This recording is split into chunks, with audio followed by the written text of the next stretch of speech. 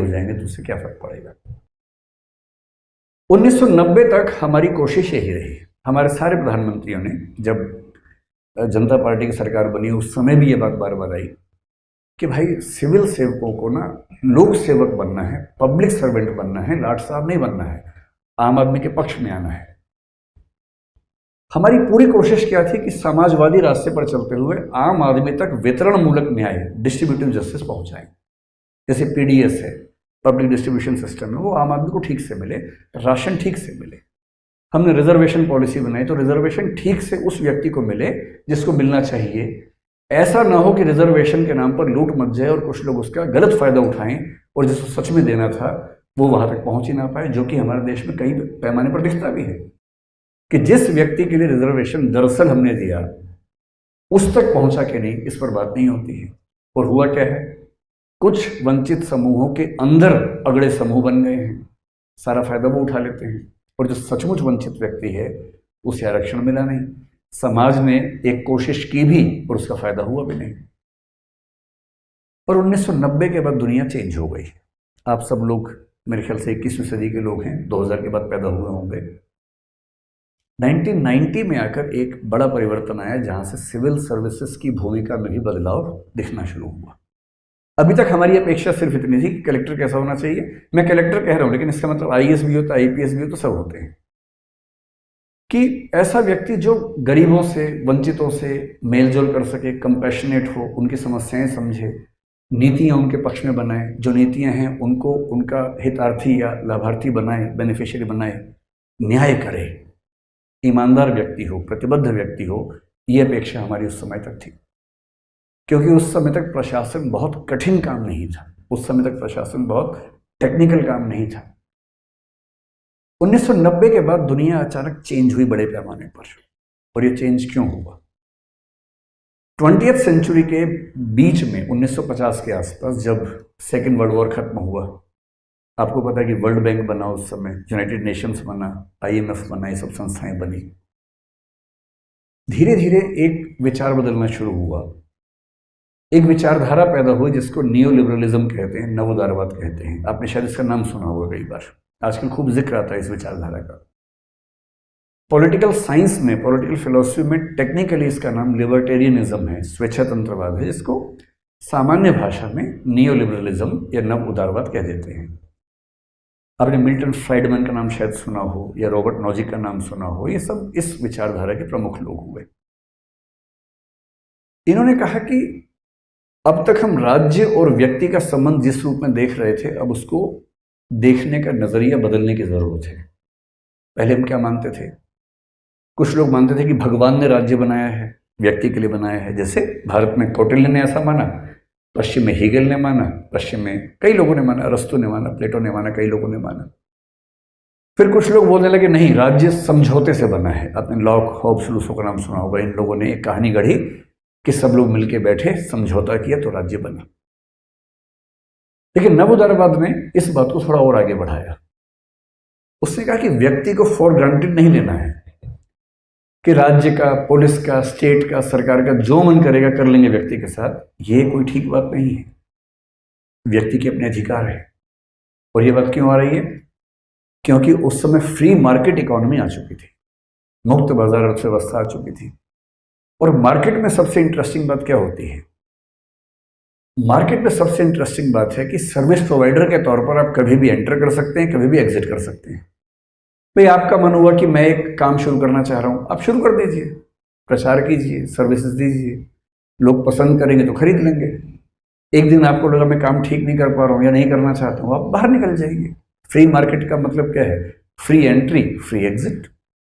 और कस्टमर के पास क्या मतलब है कि मैं आपसे लूं या आपसे लूं या आपसे लूं या किसी से ना लूं, मेरी मर्जी है। भाई मैं कौन से हॉस्पिटल में जाऊं, कौन सी दवाई लूं, मैं किस क्लिनिक के पास जाऊं, मैं कौन सा स्पोर्ट खेलूं, कौन सी संस्था के पास जाऊं, मेरी चॉइस है। और संस्थाओं के पास भी चॉइस है, कौन सी सर्विस दें, कौन सी ना दें।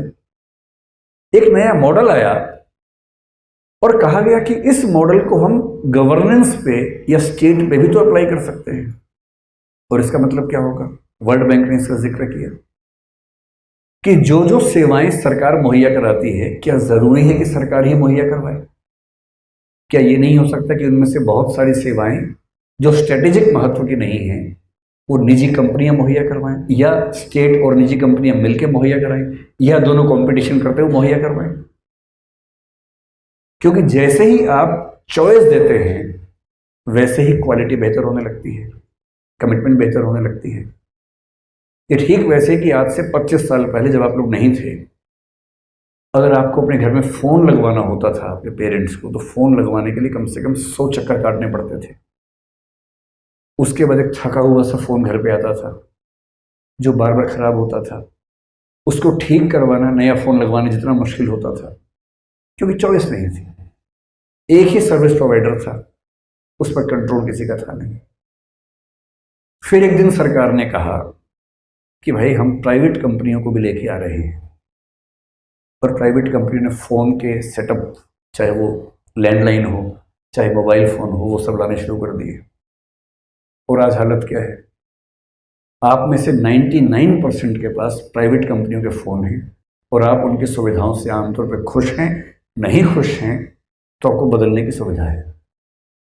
आप अपना नंबर बनाए रखते हुए प्रोवाइडर को चेंज कर सकते हैं, और जैसे ही आप उनको मैसेज करते हैं कि मैं नंबर प्रोवाइडर चेंज करना चाह रहा हूँ नंबर सेम रखते हुए, वो 50 बार आपको फ़ोन करके माफ़ी मांगते हैं आपसे। आप एक बार हल्का सा भाव दिखाइए उनको, सिर्फ वो घुटनों के बल पे आ जाएंगे आपसे माफ़ी मांगने के लिए, और आपको इतना रिझाएंगे कि किसी तरह से हमारे पास बना रहे। क्योंकि इस मार्केट इकोनॉमी में consumer is the king, not the producer, not the distributor. एक ज़माने में हवाई जहाज़ का मतलब केवल एक था, इंडियन एयरलाइंस और एयर इंडिया। फ्लाइट बुक करनी है, फ्लाइट्स कम हैं, आप फ्लाइट में जाएंगे तो बिहेवियर ऐसा हो सकता है कि आप किसी से कहेंगे पानी पिला दो, और वो घूरते हुए आंखों से देख के बोले क्यों पानी पिएगा भाई, घर से नहीं पी के आ सकते थे। क्योंकि चॉइस नहीं है, आपको जाना है, गालियाँ खानी है और यात्रा करनी है। अब चॉइस है, 10 तरह की एयरलाइंस हैं, रेट का कंपटीशन चल रहा है, आपने अपनी सुविधा से रेट चुना, और फिर वहाँ जाने के बाद आपने कहा थोड़ा ज़्यादा स्पेस वाली सीट चाहिए, 500 रुपये दिया, आगे जाके बैठ गए, सब सुविधाएं हैं। और जहाँ किसी ने गलत किया, एक ट्वीट किया कि मैं इस एयरप्लेन से आया, इसमें सब गलत बर्ताव किया गया, उसके मालिक घुटनों के बल पे आके आपसे माफ़ी मांगे ट्विटर पे ही। कितनी धौंस है हम लोगों की आजकल, ये किसी ज़माने में नहीं थी। आज से 25-30 साल पहले जब राज्य का एकाधिकार था सेवाओं पर, ऐसी धौंस किसी की नहीं थी, बड़ी हालत खराब होती थी। और जब प्राइवेट सेक्टर ने वेस्ट में ये सब करना शुरू किया तो एक मॉडल आया कि जब प्राइवेट सेक्टर अच्छी सर्विसेज दे सकता है तो सरकार क्यों नहीं दे सकती भाई? सरकार अगर चाहे तो अपने जो बेनिफिशियरीज हैं, क्लाइंट्स हैं, सिटीजन्स, नवोदारवाद कहता है कि राज्य एक सर्विस प्रोवाइडर है। वो क्या सर्विस देता है? लॉ एंड ऑर्डर, वेलफेयर, ये सर्विसेज हैं। और जनता या नागरिक जो है वो एक लाभार्थी है, उपभोक्ता है, क्लाइंट है। जैसा बर्ताव एक सर्विस प्रोवाइडर अपने क्लाइंट से करता है ना, वैसा बर्ताव राज्य को नागरिक के साथ करना चाहिए। और वो कब होगा? जब सर्विसेज ट्रांसपेरेंसी के साथ हों, समय सीमा के अंदर हों। यदि सर्विस गलत हो तो उसके खिलाफ शिकायत की जा सके, सर्विस प्रोवाइडर को चेंज भी किया जा सके। और 1992 के आसपास ब्रिटिश प्रधानमंत्री जॉन मेजर एक कंसेप्ट लेकर आए जिसका नाम था सिटीजन चार्टर। दुनिया भर में ऐसा फैला कि सब ने उसको अपना लिया, भारत ने भी अपनाया। सिटीजन चार्टर का मतलब है किसी भी ऑफिस में आप जाएंगे तो वहाँ लिखा होगा बड़ा बड़ा कि इस ऑफिस में क्या क्या सर्विसेज मिलती हैं, कितने टाइम में मिलती हैं, न मिले तो आप क्या कर सकते हैं। जब वो भी सफल नहीं हुआ तो हम क्वालिटी ऑफ सर्विस डिलीवरी का मैकेनिज्म लेकर आए, और हमारे ब्यूरो ऑफ इंडियन स्टैंडर्ड्स ने एक कंसेप्ट बनाया सेवोत्तम, कि जो सरकारी ऑफिस इन 3 पैरामीटर्स पे सही उतरेंगे उनको हम एक मानक देंगे सेवोत्तम नाम का, कि यहाँ सेवाएं ठीक तरीके से दी जाती हैं। सूचना का अधिकार आया क्योंकि सरकारी अधिकारी आमतौर पर सूचनाएं देने में यकीन नहीं रखते हैं, ऑफिशियल सीक्रेट्स एक्ट का बहाना लगाते हैं। तो सूचना के अधिकार अधिनियम में साफ साफ लिखा गया कि अगर कहीं कॉन्ट्राडिक्शन हुआ सूचना के अधिकार और ऑफिशियल सीक्रेट्स एक्ट के बीच में, तो सूचना का अधिकार डोमिनेट करेगा, ना कि ऑफिशियल सीक्रेट्स एक्ट डोमिनेट करेगा। एक बार नहीं 2 बार लिखा गया उस एक्ट के अंदर। ये सारी कोशिशें पिछले 20-25 साल में किस चीज की हैं? क्योंकि उदारीकरण होने से क्या हुआ, ग्लोबलाइजेशन होने से क्या हुआ, भारत के बहुत लोग विदेश जाने लगे। जब विदेश गए तो देखा कि वहाँ की सरकारें कैसे काम करती हैं, बहुत एफिशिएंट हैं, हमारी सरकार वैसी क्यों नहीं हो सकती है। तो उन लोगों ने खूब लिखना शुरू किया, प्राइवेट सेक्टर से सरकार का कंपटीशन शुरू हुआ। टेली कम्युनिकेशन में प्राइवेट और सरकार साथ साथ जब आमने सामने आ गए, पेट्रोल पंप में सरकार प्राइवेट आमने सामने जब आने लगे, तो लोग कहने लगे, मुहावरा बन गया कि ये काम नहीं करेगा, सरकारी है। इन मुहावरों से सरकार को लड़ना था, कौन लड़ेगा, ब्यूरोक्रेसी लड़ेगी, और कौन लड़ेगा। और इसलिए पिछले 20-25 साल में दुनिया भर के देशों में, इंक्लूडिंग हमारे देश में, ये कोशिश हुई कि ब्यूरोक्रेसी इतनी एफिशिएंट हो कि जो काम जिस व्यक्ति को मिलना चाहिए तुरंत मिले। वो एक क्लाइंट है, उस तरह से उसका सम्मान होना चाहिए। सरकारी ऑफिस में आके गालियां ना खाए, बिजली का बिल जमा करने गया है, पैसा लेके गया है, वहां गालियां भी खा रहा है, पैसे भी मिल रहे उससे, ये सब ना हो। पासपोर्ट बनवाने के लिए 6 घंटे लंबी लाइन में लगने के बाद किसी दलाल को 2,000 रुपये दे के पासपोर्ट बनेगा, ये हालत ना हो। और तब हमारे समाज ने, हमारे राज्य ने बहुत कमाल के परिवर्तन किए।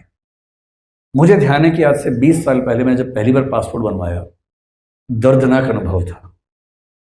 पासपोर्ट बनवाने के दौरान मुझे लगा कि विदेश जाने का विचार ही छोड़ देता हूं, इतना खतरनाक एक्सपीरियंस था।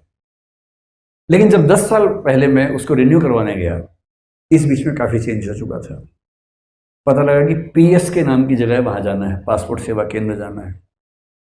तो मैं वहाँ गया, ऑनलाइन बुकिंग हुई, मुझे बड़ी खुशी हुई कि ऑनलाइन बुकिंग भी होती है इसकी, टाइम स्लॉट मिल गया, क्या डॉक्यूमेंट्स लेके जाना है, सब कुछ हो गया, फॉर्म सबमिट हो चुका है। तो मैं वहाँ गया, आईटीओ के पास पीएसके में गया, तो एक आदमी बाहर बैठा था, मैंने कहा भाई पीएसके में जाने, बोले हाँ यहाँ से अंदर जाइए। मैं अंदर गया, मैंने माहौल देखा, मैं बाहर वापस आ गया।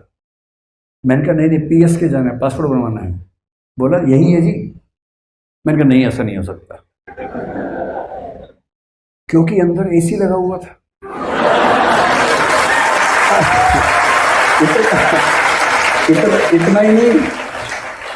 इतना ही नहीं, वहां कुछ लोग अच्छे तरीके से बात कर रहे थे। मैंने कहा ना, ये नहीं हो सकता भाई। फिर जब उस व्यक्ति ने 3-4 बार कहा, बोले सर कईयों को डाउट होता है, लेकिन सच में यही बनता है, आप जाइए अंदर। मैं गया, मैंने बड़ी हिम्मत से एक, वो जो केबिन्स होते हैं वहाँ, छोटे छोटे क्यूबिकल्स बोलते हैं उनको ना, एक क्यूबिकल में एक कोई व्यक्ति बैठा था, मैंने उससे पूछा, मैंने कहा पासपोर्ट यहीं बनता है? बोले हाँ सर यहीं बनता है, बैठिए। अब तीसरा डाउट, उसने कहा बैठिए। ये मैंने कभी नहीं सोचा था कि सरकारी ऑफिस में कोई कहेगा बैठिए। फिर बैठा, मैंने कहा कहाँ जाना होगा? बोले सर कहीं भी हो जाएगा, यहीं कर लेते हैं।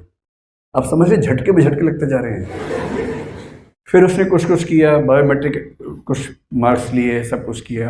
आधे घंटे बोला सर हो गया, बस एक बार ऊपर जाना है, वहाँ बस आपको एक बार वो अधिकारी हैं अटेस्ट करेंगे, फिर आपका काम हो गया पूरा।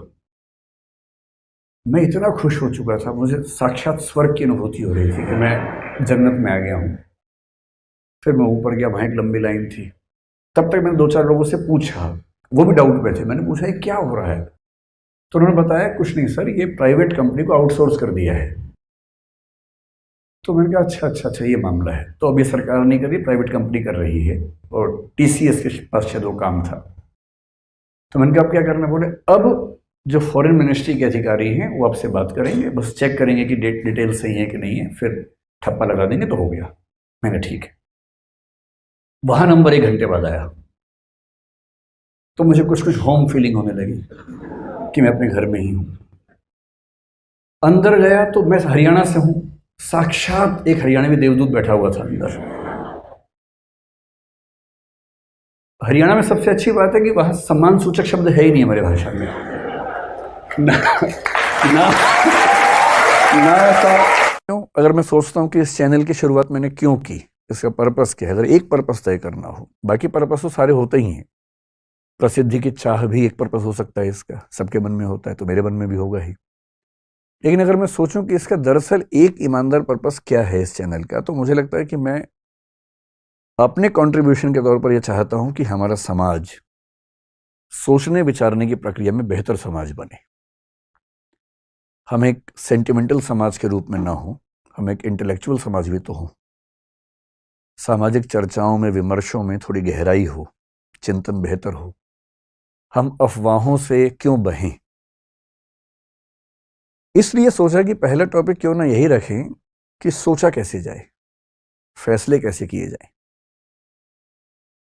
मैं क्लास में एक कहानी अक्सर सुनाता हूं पंचतंत्र की, थोड़ा बदल के सुनाता हूं। पंचतंत्र आप जानते हैं, विष्णु शर्मा का एक कहानी संकलन है प्राचीन काल का।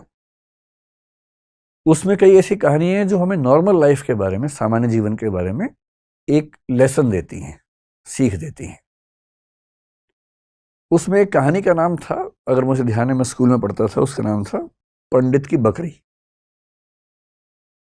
कहानी थोड़ी सी अलग थी, मैं उसे थोड़ा सा अलग करके आपको सुनाता हूं ताकि आज के परिवेश में उसका महत्व ज्यादा समझ में आए। कहानी ये है, मैं फिर बता रहा हूं, कहानी में बदल के सुना रहा हूं ताकि बाद में कोई हमला ना करे कि नहीं कहानी तो ये थी, बदल कैसे दी। उस कहानी में यह था कि एक पंडित जी बकरी खरीद के जा रहे हैं। 3 लोगों को लालच है कि बकरी खाएंगे हम। उनको बेवकूफ बनाने के लिए एक ने कहा कि कुत्ता कहाँ ले जा रहे हो, एक ने कहा कि आप कौन सा पशु बताया, मेरा 3 पशुओं के नाम बोले कि ये कहाँ ले जा रहे हो, वो कहाँ ले जा रहे हो। उन्हें कंफ्यूजन हो गया कि जरूर कोई बहुरूपीय जानवर है, तो छोड़ के भाग गए। मैं इस कहानी को थोड़ा सा मोल्ड करके सुनाता हूं कि एक बार एक आदमी एक छोटा सा बछड़ा खरीद के जा रहा था, सुंदर सा, और 3-4 चोरों की नजर पड़ी। उनका मन हुआ कि काश ये बछड़ा हमें मिल जाए, सस्ता मिल जाए, आधे दाम पे या उससे कम पे मिल जाए, तो क्या करें। तो उन्होंने एक साजिश की। बारी बारी वो उस व्यक्ति से रास्ते में मिले। पहले एक व्यक्ति मिला एकदम सीरियस चेहरा बना के। उसने कहा, अरे पंडित जी, बकरी कितने की ली। पंडित जी ने कहा, यार ये तो बछड़ा है, बकरी थोड़ा ना है। तो वो बड़े अच्छे से हंसा, उसने कहा ये बछड़ा है, अच्छा। इतना कह के मुस्कुराते हुए निकल गया वहां से। पंडित जी को लगा अजीब गधा आदमी है, फिर देखा है तो बछड़ा ही। उसका उतना ही काम था, किया और निकल गया। अब वो आगे चल रहे हैं, करीब 100-200 मीटर के बाद एक दूसरा आदमी अलग जगह से आया। इनके बीच में आपस में साठ-गांठ है, ये इनको नहीं पता है। दूसरा आदमी आया और आते बोला, वाह पंडित जी, कितनी मोटी बकरी है, एकदम बछड़ा लग रही है देखने में तो। अब इसको लगा कि ये तो मामला फंस गया। ध्यान से देखा, बोला नहीं यार, मैं तो बछड़ा ही लाया हूं। बोला वही तो मैं कह रहा हूं, देखने में लग रहा है एकदम, लेकिन है मोटी बकरी। ये कह के वो भी निकल गया। फिर 1 किलोमीटर बाद तीसरा मिला और उसने कहा, पंडित जी बस ऐसी ही बकरी चाहिए मुझे भी, कहाँ मिलेगी ऐसी बकरी। उसने कहा, फिर पंडित ने फिर थोड़ा धमकाते हुए कहा कि यार ये बछड़ा है भाई, लेकिन अब वो दबाव कम बना रहा था, वो खुद दबाव में था। तो वो भी ठहाका मार के ऐसा बोला, बछड़ा ऐसा होता है, अच्छा, ये करके चला गया। और फिर चौथा आदमी जो असली था उनका मास्टरमाइंड, चीफ कॉन्स्पिरेटर, फिर वो आया पैसे गिनते हुए। उसने कहा, अरे अरे अरे, ऐसा ही बकरा चाहिए, ऐसी बकरी चाहिए, कितने की मिलेगी, कितने की मिलेगी। तो पंडित जी को लगा मुझसे बहुत बड़ी गलती हो गई है, मैं तो बकरी खरीद के ले आया बछड़े के नाम पे या बछिया के नाम पे।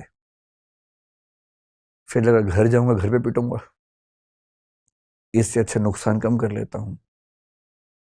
तो एज्यूम कीजिए कि उस जमाने में 100 रुपए के आसपास का लिया था, तो उन्होंने बताया कि मैंने 100 का लिया है। 100 का, बकरी तो 20 रुपए की आ जाती है, लेकिन ये इतनी तंदुरुस्त है, अगर आप चाहें तो मैं इसके बदले आपको 40 रुपए दे सकता हूं।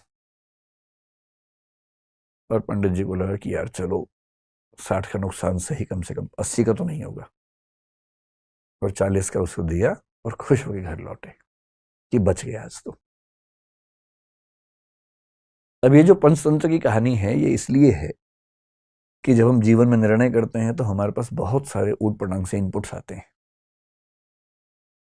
और यदि आप बहुत समझदार इंसान नहीं हैं तो इस बात का पूरा खतरा है कि कोई ना कभी आपको बेवकूफ बना ही देगा। और हम जिस दौर में हैं, हम तो व्हाट्सएप यूनिवर्सिटी के दौर में हैं, सारा ज्ञान ही वहां से आता है। सोशल मीडिया, आप लोग मोबाइल फ़ोन के मरीज़ हो चुके होंगे मेरे ख्याल से। मैं भी आधा मरीज़ हूँ, आप भी होंगे ही। आप तो नई जनरेशन के लोग हैं, ज़्यादा मरीज़ होंगे। बिना वजह के मोबाइल फ़ोन खोल लेते होंगे, फिर उस पर करते रहते होंगे ऐसे ऐसे। रील देख रहे हैं तो रील ही देख रहे हैं, शॉर्ट्स देख रहे हैं तो शॉर्ट्स ही देख रहे हैं, मन ही नहीं भर रहा है। फ़ोन देखते देखते थक गए और फ़ोन रखा, और 1 मिनट के बाद फिर फ़ोन उठा लिया कि थक गए हैं, क्योंकि डोपामाइन रिलीज होता है आजकल फ़ोन देखने से। ये एडिक्शन है, खतरनाक एडिक्शन है। और हर वीडियो में कुछ ना कुछ मैसेज कन्वे हो रहा है। इंफॉर्मेशन इतनी ज़्यादा कभी नहीं आई हमारे आसपास जितनी आजकल आ रही है, और वो भी ऑडियो विजुअल फॉर्मेट में आ रही है। अखबारों के दौर में लिखित सूचना आती थी, केवल साक्षर लोग पढ़ते थे, बाकी पढ़ते ही नहीं थे। आज के दौर में ऑडियो है, विजुअल है, टेक्स्ट है, हर भाषा में है, कोई व्यक्ति बच ही नहीं सकता। और अगर किसी समूह के पास ताकत हो, उसके पास 10,000 ऐसे बेरोजगार हों जिनको काम दिया जाए कि दिन में 500-500 मैसेज भेजने, हर मैसेज के बदले 2 रुपए मिलेंगे, तो कोई समूह पूरे समाज को अपने तरीके से सोचने के लिए मजबूर कर सकता है। महाभारत का सोच के देखिए, महाभारत का युद्ध है, एक तरफ पांडव हैं, एक तरफ कौरव हैं। पांडवों के साथ में कृष्ण है। नैतिकता के लिए जरूरी है कि पांडव जीतें, और कृष्ण इस पूरी योजना के साथ वहां पर हैं। पर पांडव जीत नहीं पा रहे, जिसके कई कारणों में से एक ये है कि कौरवों की सेना में द्रोणाचार्य भी हैं, उनका पुत्र अश्वत्थामा भी है। द्रोणाचार्य गुरु तो पांडवों के भी हैं, कौरवों के भी हैं, पर वो राजधर्म का पालन कर रहे हैं, क्योंकि वो जिस राज्य के साथ हैं उसके साथ खड़े हैं। पांडवों की सेना उनको हरा नहीं पा रही है, और अंत में कृष्ण को समझ में आता है कि पांडवों को जितवाने के लिए कुछ कूटनीति का सहारा लेना होगा। कृष्ण कूटनीति के शिखर हैं। वो युधिष्ठिर से एक बात कहते हैं, पर युधिष्ठिर तैयार नहीं है एक गलत बात कहने के लिए। और अंत में कृष्ण अपनी पूरी कूटनीतिक ताकत का इस्तेमाल करके सिचुएशंस बनाते हैं। एक हाथी अश्वत्थामा नाम का, उसकी हत्या होती है। बात फैलाई जाती है कि अश्वत्थामा मारा गया। अश्वत्थामा द्रोणाचार्य के पुत्र का नाम भी है, और द्रोणाचार्य अचानक हताश होने लगते हैं। उन्हें फिर भी लगता है कि एक बार मैं खबर को ऑथेंटिकेट कर लूं, प्रामाणिक है या नहीं चेक तो कर लूं। तो वो अपने समय के सबसे प्रामाणिक व्यक्ति युधिष्ठिर से पूछते हैं। युधिष्ठिर धर्मराज हैं, झूठ नहीं बोलते हैं। पूरी पांडवों की सेना ने, टीम ने जब उनसे कहा, वो तब भी तैयार नहीं हुआ कि मैं झूठ नहीं बोलूंगा। लेकिन अब झूठ नहीं है, अश्वत्थामा की हत्या हुई है, हाथी की हुई है, तो क्या हुआ, हुई तो है ही। और तब भी वो चाह रहे हैं कि मैं पूरी बात बोलूं। द्रोणाचार्य ने पूछा, क्या अश्वत्थामा मारा गया? युधिष्ठिर कह रहे हैं, अश्वत्थामा हतो नरो वा कुंजरो वा। अश्वत्थामा मारा गया, आदमी था या हाथी था। लेकिन जैसे ही नरो वा कुंजरो वा कह रहे हैं, ठीक उसी क्षण में बहुत तेज शंख बजता है कृष्ण का, और उस शंख की आवाज में द्रोणाचार्य सुन नहीं पाते पूरी बात। और क्योंकि वो सुनते हैं सिर्फ इतना कि अश्वत्थामा मारा गया, वो हताश हो जाते हैं, हथियार छोड़ देते हैं, युद्ध भूमि में जमीन पर टिक के बैठ जाते हैं, और इसी क्षण का फायदा उठा के धृष्टद्युम्न उनकी हत्या कर देता है। मैं सोचता हूं कई बार कि द्रोणाचार्य इतने योग्य व्यक्ति थे, यदि मिस इंफॉर्मेशन से या मैनिपुलेटिव इंफॉर्मेशन से उनको भी एक गलत तथ्य के प्रति आश्वस्त किया जा सकता था, तो आज के दौर में जब हर तरफ सोशल मीडिया के हमले हैं, कैसे कोई व्यक्ति सही फैसले करे? अगर द्रोणाचार्य उस आवाज को सुन पाते, नरो वा कुंजरो वा, तो शायद उनका फैसला बदल गया होता, शायद युद्ध की कहानियां अलग होती। पर किस तरह से सूचनाएं पहुंचे, कौन सी सूचनाएं ठीक से न पहुंचने दी जाएं, कैसे कंटेक्स्ट से बात को हटा दिया जाए, अगर सूचना देने वाले इसमें माहिर हों, तो समाज क्या करे, आम आदमी क्या करे, द्रोणाचार्य जैसा महान चिंतक क्या करे। और इसलिए कुछ बातें जो मुझे लगता है कि होनी चाहिए इस मसले पर। मैं तो अपना जीवन लगभग 2/3 जी चुका हूँ, बाकी तो पता भरोसा तो कल का भी नहीं है, लेकिन हाँ, अगर मैं भारत की सामान्य आयु के हिसाब से देखूं तो 2/3 जी चुका हूँ। आप 1/3 वाले हैं, तो आपके जीवन में बड़े फैसले बाकी हैं। अधिकांश की शादी भी शायद नहीं हुई आप लोगों के ना, चेहरे बता रहे हैं आपके, चमक रहे हैं ना अभी। तो आपको बड़े फैसले करने हैं, और फैसला करना हर दौर में मुश्किल था, आज के दौर में सबसे मुश्किल है। तो कुछ सावधानियां कि जब आप फैसला करें जिंदगी में तो किन सावधानियों को बरतें ताकि गलतियां कम से कम हो। गलतियां उसके बाद भी होंगी, कौन है जो गलती नहीं करता है फैसले में? सब करते हैं, आप भी करेंगे, पर गलतियां कम हो, सही फैसले ज्यादा हों। मेरे एक फेवरेट दार्शनिक हैं Jean Paul Sartre, French philosopher हैं। उनके दर्शन का सार अस्तित्ववाद कहते हैं, एग्जिस्टेंशियलिज्म कहते हैं। उसका सार ये है कि अपनी जिंदगी की कहानी हम लोग खुद लिखते हैं, और किस चीज से लिखते हैं? अपने फैसलों से लिखते हैं, निर्णयों से लिखते हैं। आपने किसी परिस्थिति में क्या फैसला लिया, इससे आपके जीवन की आगे की कहानी लिखी जाएगी।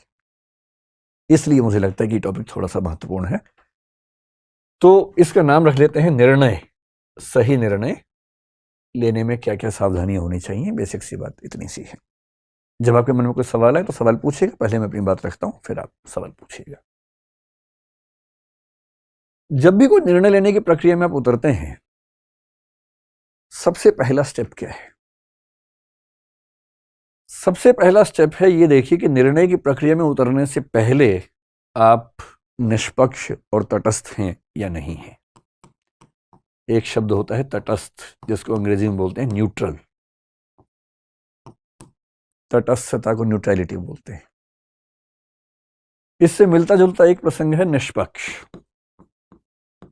या निष्पक्षता कह लीजिए। इसको बोलते हैं इम्पार्शियल होना, या इम्पार्शियलिटी एज ए क्वालिटी। ये मैं कह रहा हूं कि निर्णय की प्रक्रिया में उतरने से पहले, बाद में तो जो होगा देखेंगे। जैसे हमारा समाज इस समय बहुत सारे सामाजिक राजनीतिक मुद्दों से घिरा हुआ है। जैसे एक मुद्दा कुछ दिन पहले आया, जो हिजाब का मुद्दा जिसको हम कहते हैं। कर्नाटक से एक डिबेट उठी हिजाब की। फिर एक मुद्दा आजकल चल रहा है यूनिफॉर्म सिविल कोड का, जो कि हो सकता है कि जल्दी ही किसी रूप में हमारे सामने आए। फिर पॉपुलेशन बिल के बारे में बात चलती है आजकल। उत्तर प्रदेश में आया भी था, और अभी कुछ और राज्यों में आने की बात है, शायद सेंटर में भी आए। एक मुद्दा पिछले कुछ दिनों से कन्वर्जन का आप सुन रहे होंगे, धर्मांतरण का। लव जिहाद का मुद्दा सुन रहे होंगे। सारे मुद्दे हमारे सामने आते रहते हैं। हम इन सब पे बात करेंगे समय के साथ, धीरे धीरे इन सब पे बात करेंगे। पर किसी टॉपिक पर बात करने से पहले देखना जरूरी है कि हम पहले से फैसला ले तो नहीं चुके हैं। और सबसे बड़ी दिक्कत हमारे समाज की है कि फैसले पहले हो चुके हैं, विचार बाद में होता है। सही प्रोसेस तो ये है कि पहले विचार हो, फिर फैसला हो, और फैसला पहले होता है। मेरे बहुत सारे दोस्त हैं, हिंदू हैं, मुसलमान हैं, सिख हैं, हर धर्म के लोग। मतलब वैसे तो मैं बहुत ही अकेले टाइप का आदमी हूँ, दोस्त ज़्यादा है ही नहीं, पर जो हैं उनमें मतलब डाइवर्सिटी ठीक ठाक है। मैंने क्लासेस में भी देखा, और मैंने पाया कि हिजाब की बात आते ही कोई मुस्लिम बच्चा जनरली इस भाव से देखता है कि नहीं, ये गलत हो रहा है हमारे साथ। और कई हिंदू बच्चे इस भाव से देखते हैं कि एकदम सही, और होना चाहिए, और होना चाहिए। और मजे की बात है कि टॉपिक क्या है ना इसको पता ना उसको पता है। कर्नाटक हाई कोर्ट का जजमेंट क्या है 128 पेज का, ना इसने पढ़ा ना उसने पढ़ा। कर्नाटक सरकार का क्या डायरेक्शन आया था, रूल क्या था, ना इसने पढ़ा ना उसने पढ़ा। और फैसले का एग्जैक्ट मतलब क्या है किसी को नहीं पता। पर हम टॉपिक शुरू होने से पहले ही राय बना के चलते हैं। E.H. कार एक बड़े अच्छे विद्वान हुए हिस्ट्री में। उनकी एक किताब है बड़ी अच्छी, हिस्ट्री, इतिहास क्या है, व्हाट इज हिस्ट्री। बड़ी अच्छी किताब है। उन्होंने साबित किया कि हिस्ट्री के बारे में